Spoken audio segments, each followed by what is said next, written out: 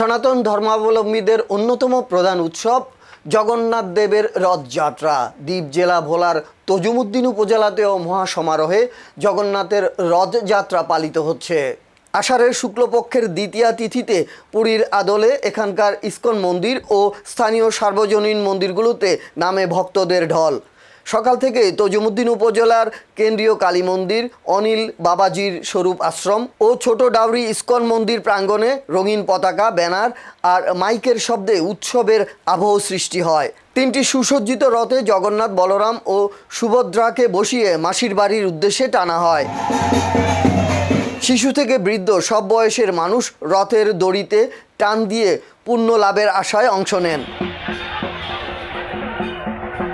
হিন্দু শাস্ত্র মতে প্রতি বছর এই দিনে ভগবান জগন্নাথ, বলরাম ও সুভদ্রা মাসির বাড়ি গুন্ডিচা মন্দিরে যান।